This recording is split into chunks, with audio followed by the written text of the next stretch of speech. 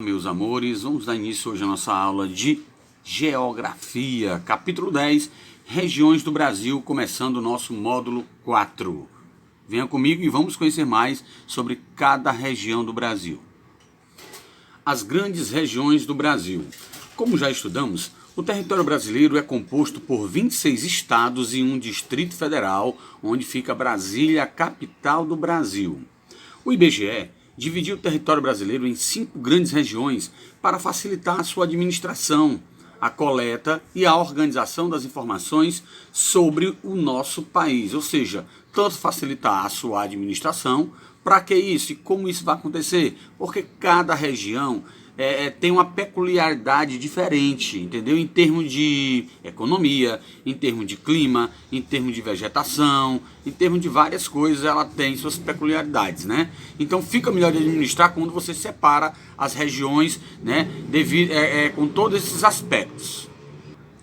Cada região do Brasil é composta por estados que representam características bastante semelhantes, como aspectos naturais, tipo de relevo, formação de clima, vegetação e etc. Sociais também, como formação e distribuição da população, econômicos, tipo de atividades econômicas desenvolvidas no próprio estado. Vamos observar aqui o mapa abaixo e como estão distribuídas as 5 grandes regiões por cores, tá? Por cores. Vamos dar uma olhada aqui nas regiões do Brasil. Primeira, a região norte, como nós estamos vendo aqui, certo? Toda de verde. No caso, a maior região do Brasil é a norte, né? Depois nós temos a nordeste, um pouco alaranjada, né? A nordeste aqui, que nós podemos observar. Depois, nós temos a região sul, aqui embaixo. Sudeste, aqui de lilás. E centro-oeste aqui de amarelo, né? E observe bem os estados que fazem parte de cada região dessa do Brasil, né? Dê uma observada bem legal, entendeu? Quantos são, tamanho das regiões, a maior, a menor. Estamos vendo que a maior é a norte, né? Aqui tem mais estados, é a nordeste, né? Uma segunda maior, né? Que ainda está em disputa de território, seria a centro-oeste, certo? E a nordeste em termos de tamanho, mas eu acredito que a centro-oeste ainda seja um pouquinho maior por pouco, certo? A sul é a região menor que existe, mas também bem desenvolvida, é a região mais fria, de clima temperado. E a sudeste, nós estamos vendo, é a região que tem o maior polo econômico e industrializado do Brasil, onde se localiza Minas Gerais, Rio de Janeiro, São Paulo, Espírito Santo. Deu para dar uma olhada bem apurada aí nas regiões, né? Como uma região é definida? Os territórios geralmente apresentam áreas com aspectos em comum. Essas semelhanças podem estar relacionadas a características naturais, atividades econômicas ou particularidades culturais e sociais. Uma região pode ser definida agrupando-se áreas que apresentam um ou mais aspectos semelhantes. Assim, a gente define as regiões do Brasil, né? Por essas peculiaridades, como eu disse para vocês, relacionadas a características de atividades naturais, econômicas e outras particularidades, certo? Uma região pode ser definida, como eu disse para vocês, agrupando essas áreas. A seguir, vamos ver um exemplo de regionalização em nosso país. Santa Catarina está mostrando aqui no mapa, né? Santa Catarina, região do Vale Europeu. Aqui nós podemos ver aqui, né, várias cidades de Santa Catarina, né? Timbó, né, Blumenau, Brusque, Novo Trento, várias regiões de Santa Catarina. Vale Europeu, devido a toda a climatização, devido aos imigrantes que lá foram morar, né, devido a tudo isso. Vale Europeu é uma região formada por 19 municípios do estado de Santa Catarina. Essa região é delimitada com base nas heranças culturais dos seus colonizadores europeus, como eu tinha falado anteriormente para vocês, que foram morar por lá, alemães, italianos, australianos, poloneses e portugueses, né? Então viram, né, essa peculiaridade, essa formação diferenciada e decidiram que nomear esse lugar, né, essa regiãozinha aqui, só que isso não é a região do Brasil, tá, gente? É um nome de uma região lá de Santa Catarina.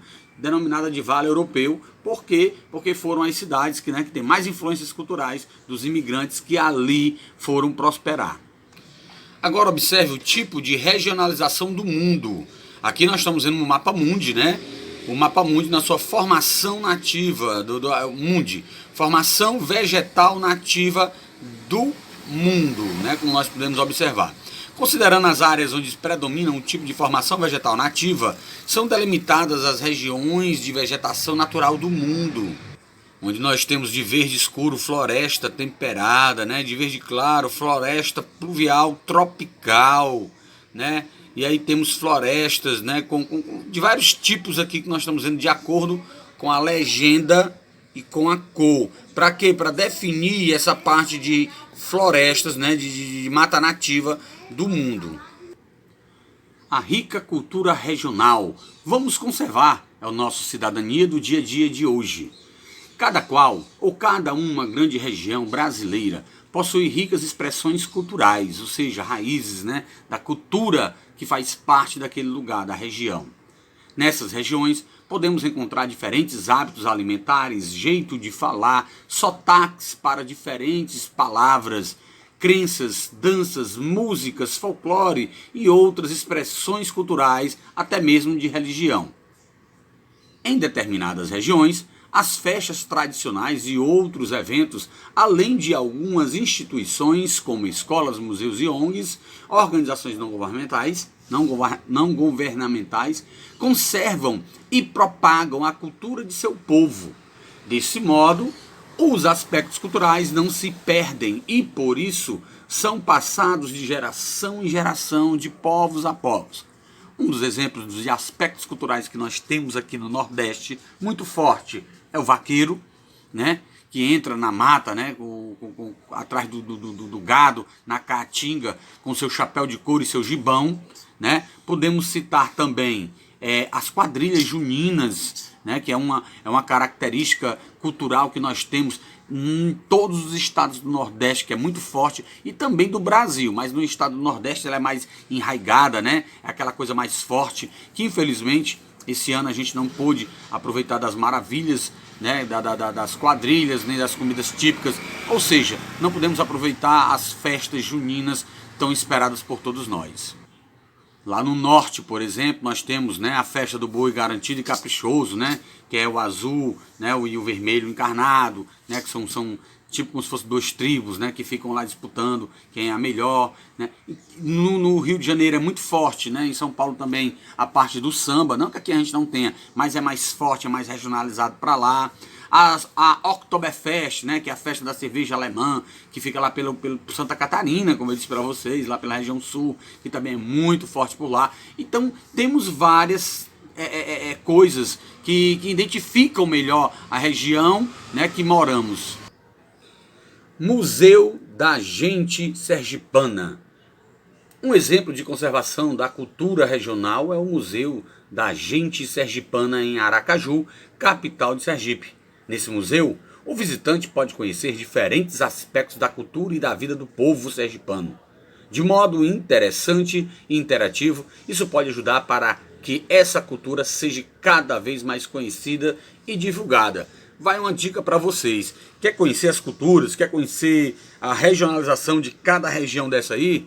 Dá um cliquezinho na internet, que tudo que você colocar lá, pessoal, tudo que você estiver pesquisando, vai aparecer, né, vários tipos de pesquisa que você pode aprofundar mais ainda seus conhecimentos sobre as regiões, sobre os estados que fazem parte dela, sobre a cultura daquela região, sobre vários aspectos que definem uma região para outra. A gente pode pesquisar tudo isso aí e entrar nesse mundo maravilhoso, né, dos museus que em cada lugar tem.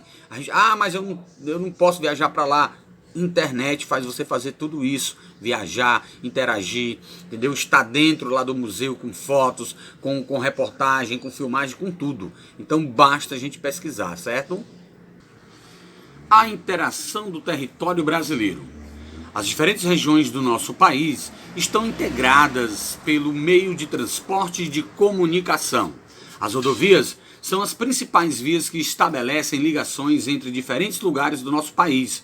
Por meio dela, ocorrem a maior parte dos transportes de mercadorias de pessoas entre municípios, estados e também entre regiões, né? As rodovias fazem toda essa ligação, essa interligação entre os estados, entre as cidades e entre também as regiões, levando mercadoria de um lugar para o outro, fazendo com que a gente conheça produtos de todo o Brasil. Isso é bem interessante. Aqui nessa foto, por exemplo, nós podemos ver na fotografia, é possível observar o fluxo de caminhões e de outros automóveis transportando pessoas e mercadorias em trecho da rodovia Presidente Dutra, em Taubaté, São Paulo. Embora o Brasil seja o país com numerosos e extensos rios navegáveis, essa via de transporte, como eu falei para vocês, é muito utilizada, assim como as ferrovias e vias aéreas. Todos eles são utilizados para fazer essa interligação, mas temos mais rodovias, né, do que as vias aéreas e as ferrovias. E também as marítimas também, né, que fazem essa ligação, principalmente na região norte, né? É um dos meios de transporte mais utilizados da região norte, as vias fluviais.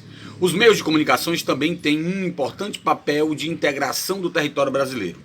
O uso de antenas parabólicas e das transmissões via satélite ampliam mais ainda o alcance dos meios de comunicações de massa, como a televisão e o rádio pelo país. O telefone e a internet também têm ampliado bastante a comunicação entre as pessoas, principalmente nos dias de hoje, né, pessoal? Nós sabemos disso. A internet hoje em dia, o pessoal raramente tem alguém que não mexe ou não entra em algum site de rede social, algum site da internet para pesquisar ou fazer alguma outra coisa, né, por dia. É raro, entendeu?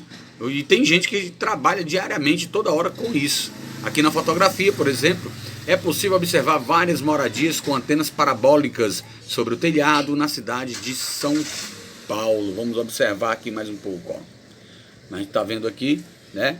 Vários, e TV a cabo, tudo isso é uma interligação muito extensa e grande, né, que temos hoje em dia. Meios de comunicação e de transporte ao longo do tempo. Bom, os meios de transportes e comunicação passaram por muitas transformações no Brasil, principalmente, ao longo das últimas décadas e promoveram, claro, consequentemente mudanças no mundo, né, em todo modo também de locomoção e comunicação das pessoas. Quando eu falo pessoas, estou falando da gente, né? Mudou-se muita coisa. Hoje em dia as viagens se tornam mais curtas. Hoje em dia você fazia uma ligação antigamente, raramente as pessoas tinham telefone. Então você fazia uma ligação para uma pessoa longe, lá em São Paulo, a ligação era ruim, demorava para atender, a gente quase não escutava. O tempo de resposta era muito lento, aquela coisa toda. Hoje em dia, não. Celular, qualquer telefone, a ligação é quase que instantânea, né? Falou, já está ouvindo, a pessoa está respondendo em tempo real. Hoje em dia tem as ligações por zap. Hoje em dia tem o Facebook. Tudo interage para que as pessoas se comuniquem de maneira mais rápida e mais eficaz. Nos meios de transporte, essas transformações podem ser notadas por meio de veículos mais modernos e com mais capacidade de deslocamento. Os aviões e navios atualmente transportam maiores quantidades de mercadorias e têm tempo, né? E em tempo muito menor do que antigamente. Aquilo que eu estava falando para vocês sobre tempo, né? Aqui a gente pode observar, certo? Um navio imenso, enorme, né? Navio levando centenas de containers cheios de mercadoria, cada um deles.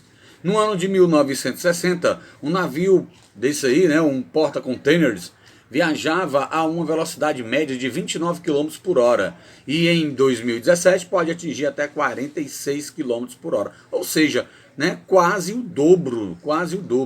Já a capacidade de carga desses navios triplicou entre os anos de 1977 e 2017.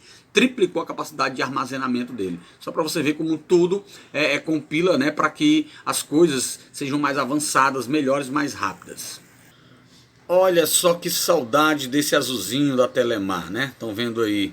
Isso aí se chama orelhão, né? Sistema telefônico público, ou telefone público como era conhecido, orelhão, né? Para as pessoas, que antigamente as pessoas faziam as ligações através dele, né?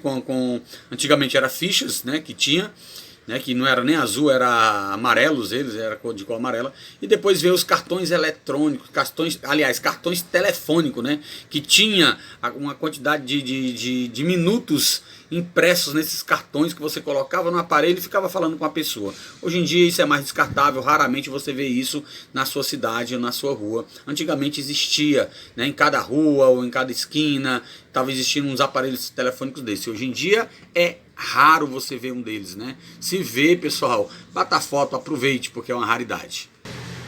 Há cerca de 30 anos, a internet ainda não era popular no Brasil nem no restante do mundo. As pessoas dependiam de telefones fixos e de correspondências para se comunicar diretamente com outras.